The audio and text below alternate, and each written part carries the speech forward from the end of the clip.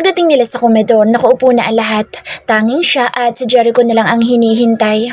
Pagkakita sa kanya ni Sean, mabilis itong tumayo at pinaghila siya nito ng mauupan. Ngumiti siya dito at nagpasalamat nang makaupo na. Naupo na rin si Jericho sa tapat niya. Sa pagkainan, panay usisa ni Tita Maristel niya kay Sean. Sabayan pa ng mga tanong ni Jericho na parang nais nitong mapahiya si Sean sa kanila. Napapansin niyang panay bara ni Jericho kay Sean at pinandidilatan niya ng mga mata si Jericho dahil hindi tuloy malaman ni Sean ang isasagot. Matapos silang kumain, nagyaya si Jericho sa may music room. Sumunod naman siya at si Sean doon. "It's below the belt, pare," sabi ni Sean nang makapasok na silang tatlo sa loob ng music room. "I'm just testing your patience in front of my family." Seryosong sagot ni Jericho at kumuha ng CD ng The Calling. "Akala ko, you are trying to embarrass me," sagot ni Sean at naupo sa sofa. "Bakit, napahiya ka ba?" Wala pa ring ngiting tanong ni Jericho.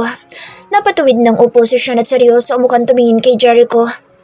"Sean, sabi ni Lola pupunta kami sa asyenda bukas. Gusto mo sumama?" Tanong niya na sadyang pinasigla ang boses para mawala ang tensyon sa dalawang lalaki. Para hindi na humaba ang usapan ng dalawa dahil nararamdaman na niya na napipiko na si Sean at nagpipigil lang ito. "Asyenda? Anong gagawin niyo sa asyenda?" Tanong ni Jericho at nilungon siya. Hindi niya ito pinansin at naupo siya sa tabi ni Sean. "Sumama ka na bukas, Sean, para makita mo ang asyenda ni Lola. Saka, alam mo ba, may magandang kabayo si Tito doon, si Snow." Masayang sabi niya kay Sean na hindi pinapansin si Jericho at ramdam niya ang mga mata nito na matalim ang tingin sa kanya. "Sure, why not? Wala naman akong gagawin bukas eh." Sagot ni Sean at ngumiti. "That's great." Masayang sabi niya at parang bata pang pumalakpak. "Baka maboard ka lang doon, Sean." Sabat naman ni Jericho at naupo sa kabilang sofa katapat ng kinaupan nila. "I don't think so." Sagot ni Sean na sa kanya nakatingin at ngumiti. "Bakit biglaan ang uwi mo?" Tanong ni Jericho. Halata niyang kinukuha nitong atensyon ni Sean. "Hindi naman. Tapos na kasi ang klase ko so I decided na babakasyon na muna dito sa San Miguel. Besides, it's been 4 years since I left this town." Sagot ni Sean. "I thought you don't like here," Jericho asked. "I love San Miguel. I really do love this town. Isama pa na Biancas here." Sagot ni Sean at nilingon siya. Pasimple pa nitong pinatong ang kamay sa may sinasandalan niya. Sanay na siya sa ugali ni Sean na mabilis pagdating sa mga babae. Noon ngang grade school pa lang siya, panay na ang akbay nito sa kanya. Ngayon pa kaya nadalagitan na siya. Hindi na lang niya pinansin ang kinilos nito at hinayaan na lang. "Bakit? Wala bang babae sa London?" Tanong ni Jericho na halata sa tinig ang kagaspangan. "Pare, you know Bianca's different." Nakangiting sagot ni Sean. "So, niligawan mo si Bianca? Or nililigawan mo na siya behind my back?" Walang ngiting tanong ni Jericho at naramdaman niya na inalis ni Sean ang kamay nito sa sandalan niya. Nanatili lang siyang tahimik dahil hindi niya alam kung anong sasabihin kay Jericho. Dahil mula pa kanina'y inilalagay nito sa hot seat si Sean. "Pare, she's 50 now and still young for someone like you." Putol ni Jericho sa sasabihin pa sana ni Sean. "Well, I know that. You think I didn't know that? That's why I am here. I'm formally courting her," Sean answered. "Did you ask me about it?" Tanong ni Jericho na may galit sa tinig. "I did, since the first day. But you always said no." "Exactly, cause she's too young for you." "Jericho!" Saway niya dito dahil lumalala na ito at nagiging magaspang na ang pinapakita kay Sean. "Fine. You two can do whatever you want. Just don't blame me after, Bianca." Sabi ni Jericho at marahas na tumayo mula sa sofa at lumakad sa may pinto at lumabas na. Malakas pa nitong isinara ang pinto na doon nito ibinubuhos ang galit. "What's wrong with him?" Nagtatakang tanong ni Sean. Pareho pa silang nakatingin sa pintong nilabasan ni Jericho. "I don't know why he acted like that," sagot niya. "Is he jealous?" Kunuton tanong ni Sean. "What?" Gulat na tanong pa niya dahil bakit naman magsaselo si Jericho. "I mean, he acted so strange since 4 years ago mula na isama kita sa party at hiniyaang uminom." "I know, mali ako. Hindi kita dapat na hiniyaang uminom. But I just want you to have some fun that time." I know, Sean." Sagot niya dahil hindi rin niya alam kung bakit ganoon na lang ang pagtrato ni Jericho kay Sean. Nahihiya tuloy siya kay Sean dahil napapansin na nito ang hindi magandang pagtrato ni Jericho dito. Nang makaalis na si Sean, nakita niya sa may hagdan si Jericho na tila ba hinihintay talaga siya nito doon. Nakaalis na bang manliligaw mo? Tanong nito. Bumuntong hininga lang siya at tilagpasan nito. Wala siyang balak na makapagbangayan dito tungkol kay Sean dahil wala namang ginagawang masama si Sean sa kanya at alam niyang malinis ang hangarin nito sa kanya. Bianca! Tawag ni Jericho sa kanya nang hindi niya ito pinapansin. What do you want? Angil niya rito. I'm talking to you. Are you deaf? I'm asking you. Angil din ito sa kanya. Obvious naman, diba? Umalis na siya. Inis na sagot niya at nagtuloy na sa pagpasok sa kwarto. Naramdaman niyang sumunod ito sa kanya. So, matagal na kayo nagliligawan? Tanong nito na makapasok sa silid niya. Ano ba talagang problema mo kay Sean? Tanong niya dito at nakapamewang pa niyang hinarap ito. Napakamot pa ng ulo ito bago sumagot. I know him, okay? Kilala ko siya pagdating sa babae. Ayoko lang na mapabilang ka sa mga babae niya. Jericho! Narinig mo ba ang sinasabi mo? Iritang tanong niya rito at naupo sa kama para tanggalin ang sandals na suot. Kailan pa kayo nagtatawagan ni Sean? Balik tanong nito na hindi man lang pinansin ang sinabi niya. Pinaikot lang niya ang mga mata at inis na tumayo mula sa kama. Binitbit ang sandals para ilagay sa lagayan.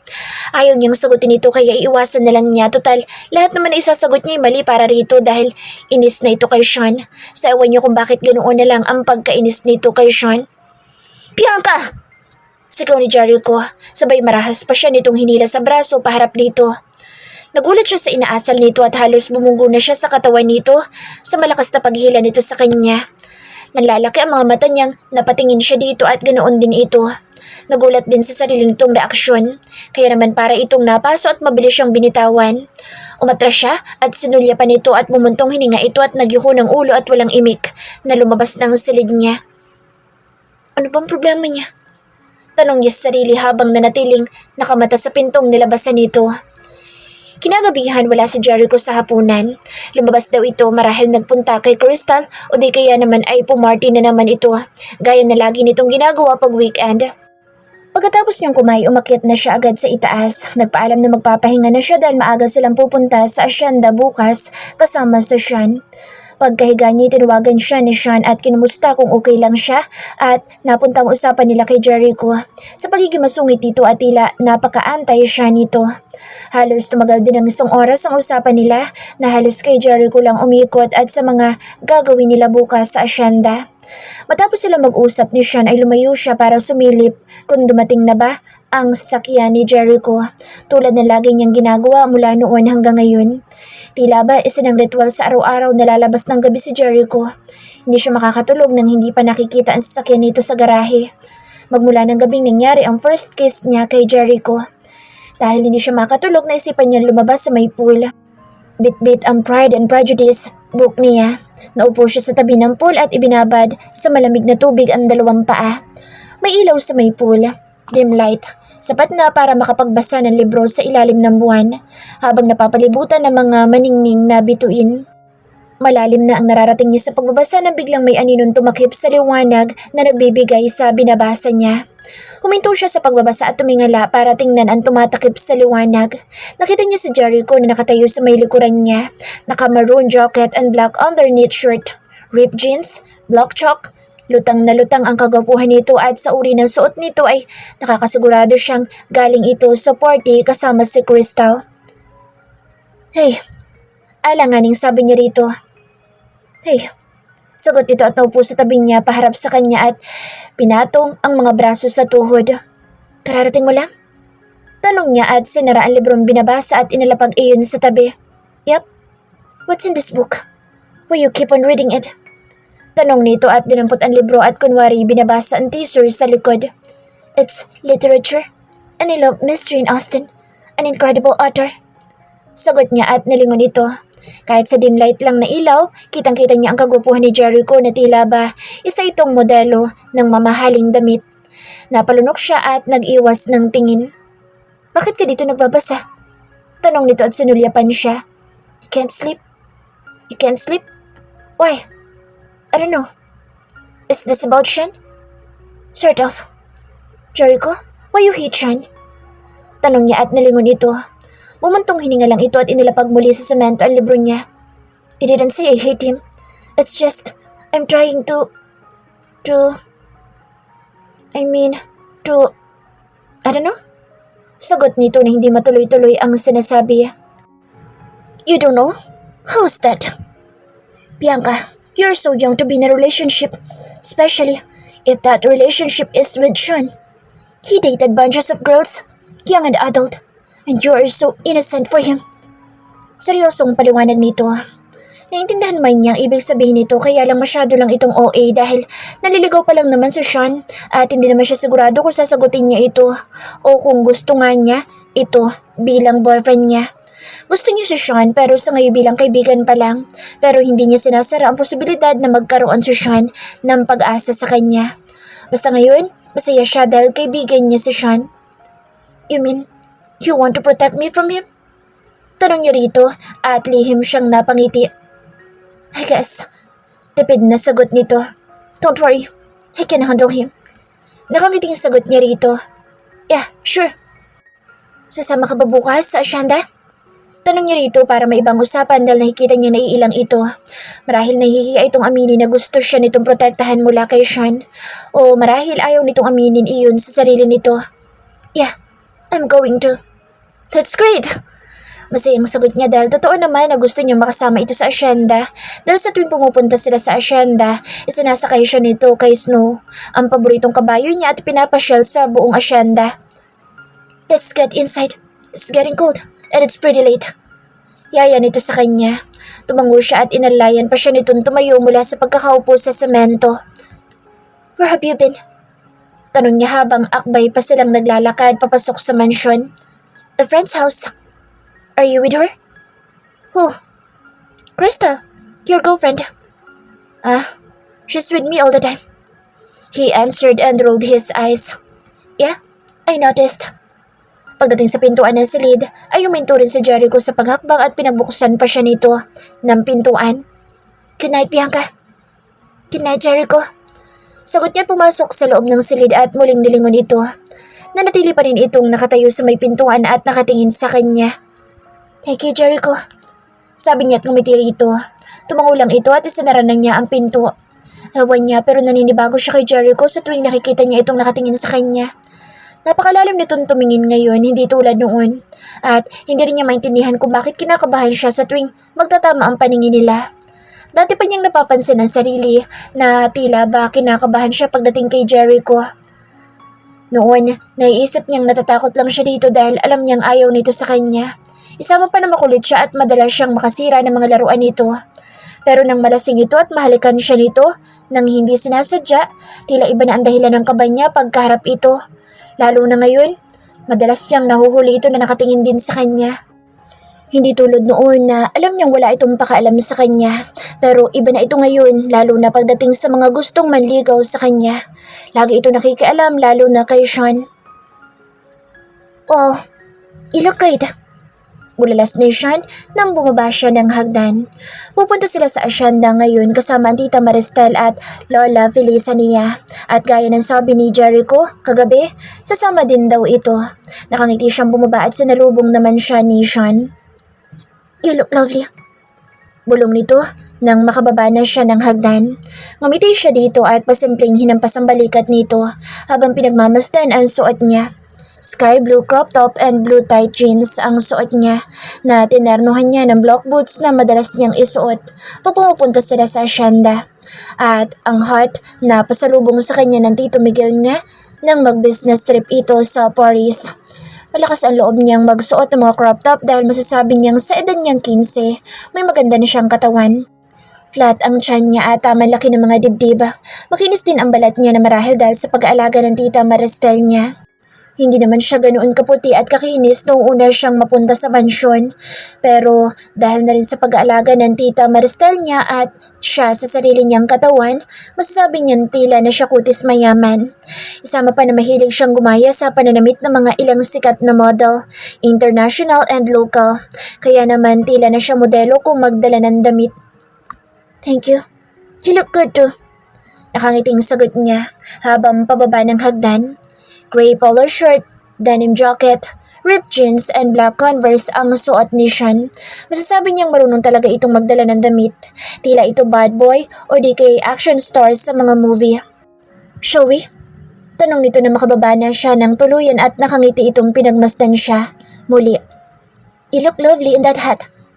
Compliment ni Sean at inayos pa ang hat na suot. Ngumiti lang siya rito at iginala ang mga mata. Hinahanap niya si Jericho. Nasabi kasi nito kagabi na sasama ito sa asyenda. Anyway, nauna na si Tita at Doña Felisa. Sumunod na lang daw tayo. Sabi nito. Natagalan ba ako ng pagbibihis? Nainip pa sila?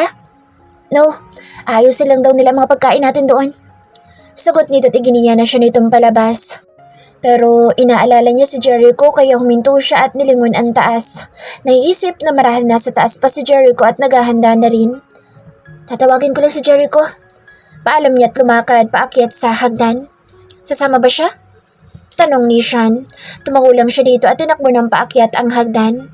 Pagdating niya sa taas, nagmamadali na siyang pumasok sa loob. Hindi na niya nagawang kumatok pa sa pagmamadali.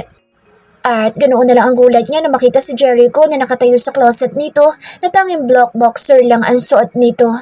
Nilingon siya nito pero hindi man lang nag-abalang takpan ang ibabang katawan. Tila ba proud pa ito. Mabilis siyang tumalikod at pinakol sa dingding ang mga mata. Ayaw niyang kumilos at nararamdaman niya ang pag-iinit ng pisngi niya sa hiya.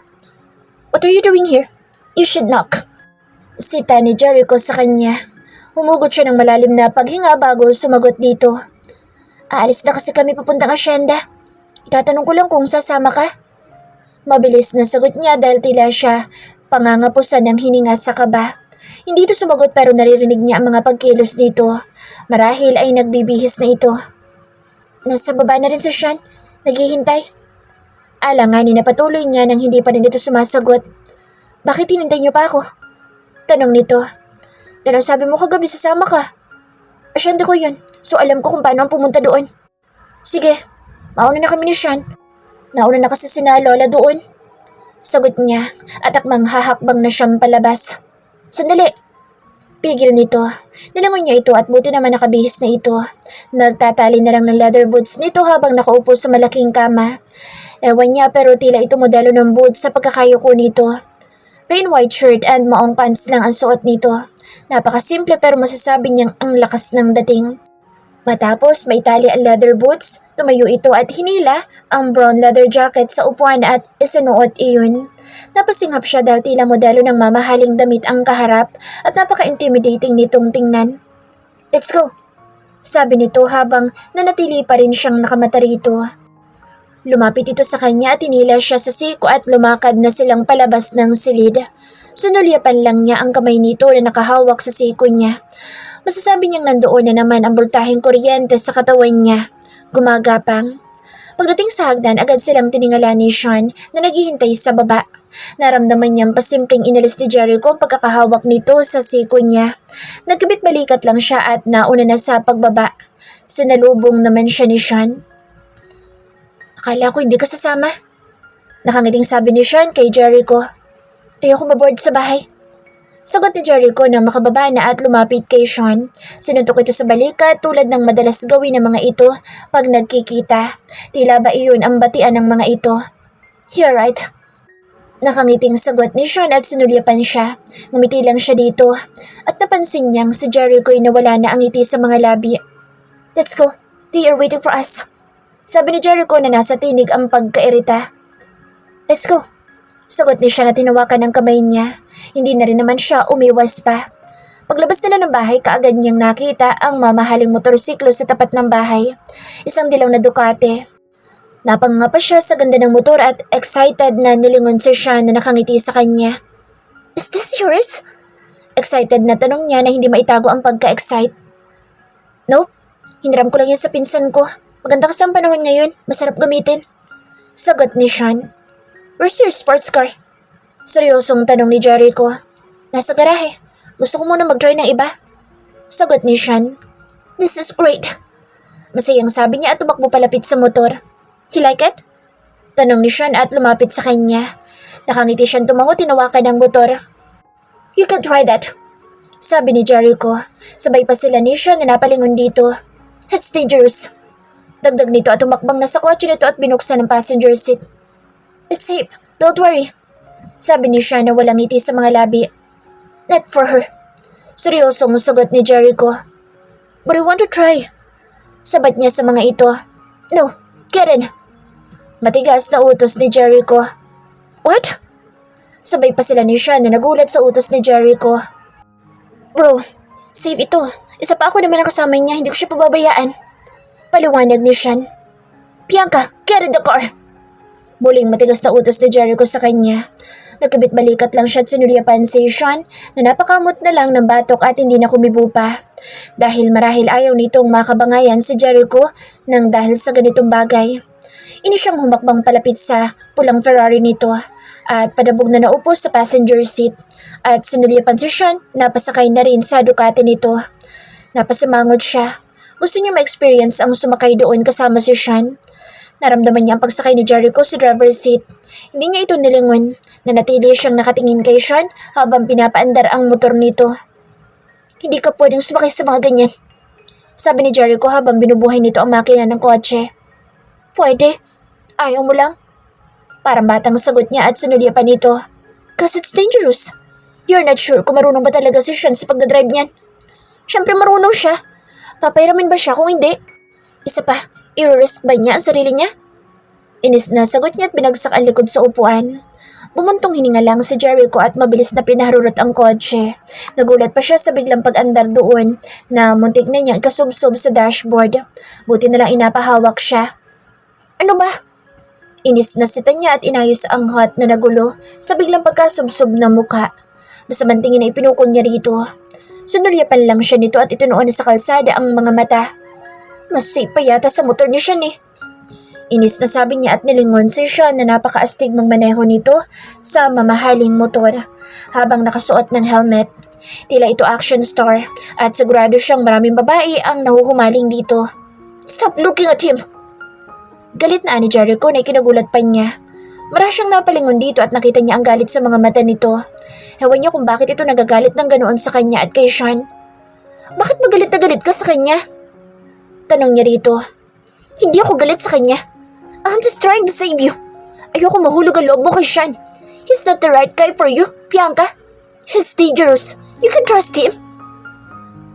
Tiimbag ang nasagot nito. Naguguluhan siya kung bakit sinasabi nito ang mga bagay na iyon tungkol kay Sean. Kaibigan naman nito si Sean at matagal nang magkakilala ang mga ito. At alam niyang hindi gagawin ni Sean sa kanya ang anumang bagay na ikinatatakot ni Jericho. Dahil magkaibigan mga ito. At ewan niya kung bakit nagiging OA na si Jericho sa pagprotekta sa kanya mula kay Sean. Pagdating sa asyenda, dali-dali siyang bumaba ng kotse ni Jericho at sinalubong si Sean sa motor nito. How's your driving? Tanong niya nang ihinto ni Sean ang motor katabi ng kotse ni Jericho. Boring.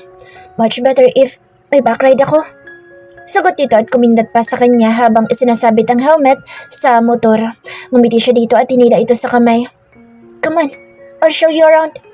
Masaya ang sabi niya at napansin niya si Jericho na nakamasid lang sa kanila habang nakasandal sa Ferrari nito at nakasalikop ang mga braso sa dibdib. Hindi niya ito pinansin dahil alam niyang kokontra lang naman ito sa bawat gawin nila ni Sean. Patakbo silang lumapit ni Sean sa ilalim ng malaking mangga kung saan nakaayos ang mahabang mesa na puno ng pagkain. Nakangiti silang sinalubong ng mga tauhan doon na naghahanda ng mga pagkain. Kaagad siyang humalik kay Doña Felisa nang makita itong nakaupo katabi ang tita Maristal niya. Sakto lang ang dating niyo, Iha. Kakahain lang ng mga pagkain. Sabi ng Doña. Oo nga. Come on, Sean. Ang dami mga seafoods. Fresh ito. Galing sa fish pond sa may dulo ng asyenda. Masiglang yaya ni Tita Maristel kay Sean na kaagad namang naupo sa mesa at hinila siya sa kamay. Kumain na tayo para malibot natin ang buong asyenda pagkatapos. Yaya ni Sean habang nilalagyan ng laman ang dahon ng saging sa tapat niya. Let's eat. Yaya pa ni Sean sa mga tauhang nandoon habang panay-paypay sa mga nakahain ng pagkain. Wait. Hindi niya natuloy ang sasabihin dahil nakita niya ang nakasimangot na mukha ni Jericho habang papalapit sa mesa. Ni hindi man lang nito pinansin ang mga tauhan na bumati rito. Wala itong pakailan basta na lang naupo sa tapat niya. Sumama ka pala, Iho. Sabi ni Tita Maristel kay Jericho. Tumango lang ito at sinulyapan siya habang nilalagyan naman niya ng pagkain ang dahon ni Sean. Buti na lang sumama ka, Iho. Basta samahin mo si Sean sa pamamasyal. Sabi ng Donya at nilagyan niya ng pagkain ang dahon ni Jericho dahil walang umaasikaso dito. Let's eat. Masayang yaya niya at nagsimula na silang kumain. Panay ang biruan pa nila ni Sean at palitan ng pagkain. Panay din ang mga masasamang sulyap ni Jericho sa kanila at hindi niya ito maintindihan. Mukha itong galit kay Sean, para bang nagseselos.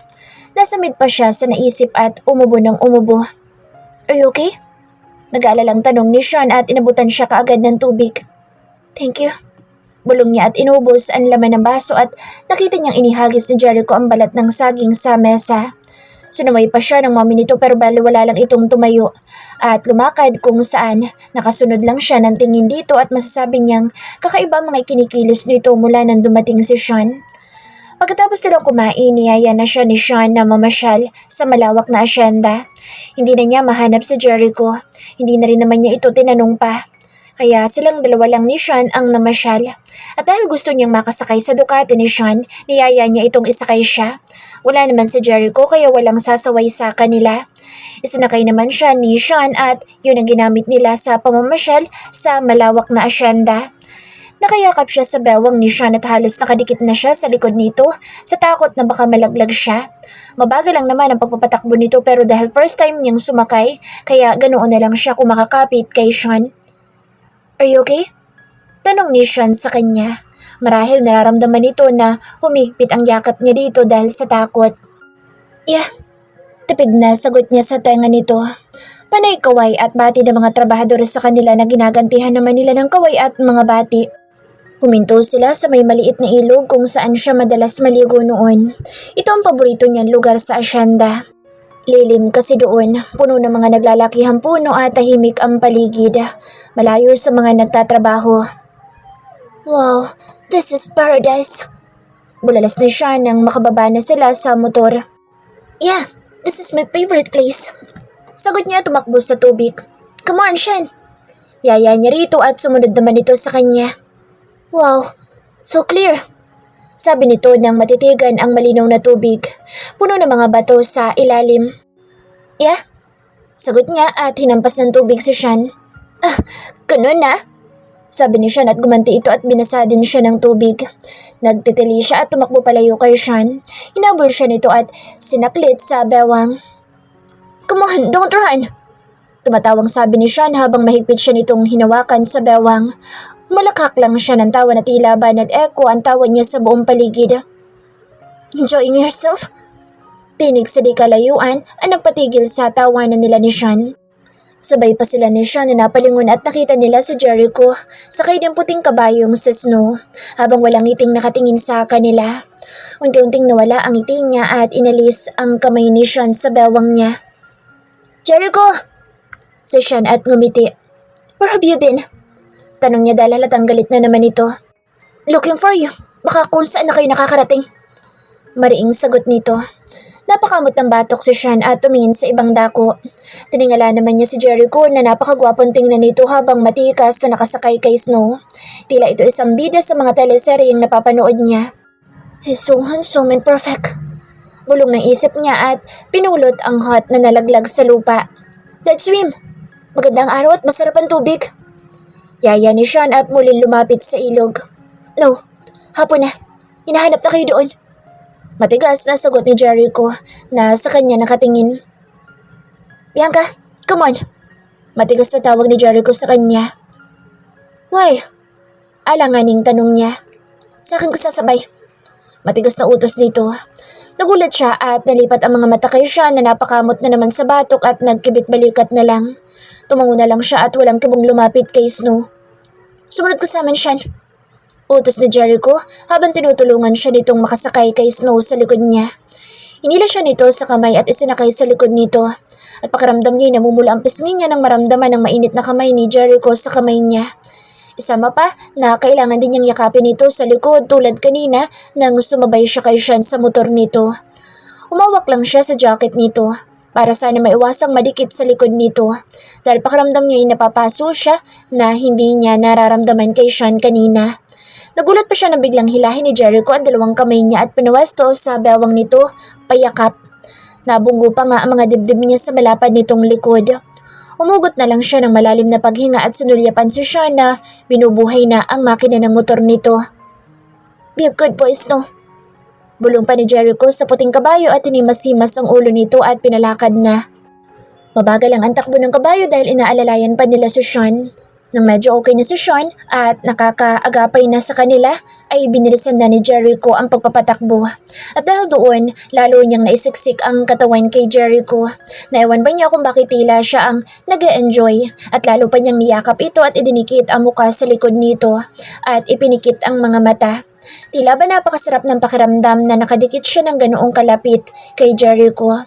Bawat galaw ng likod nito ay nararamdaman niya at masasabi niya sa edad niyang 15. Tila na siya may kakaibang nararamdaman dito.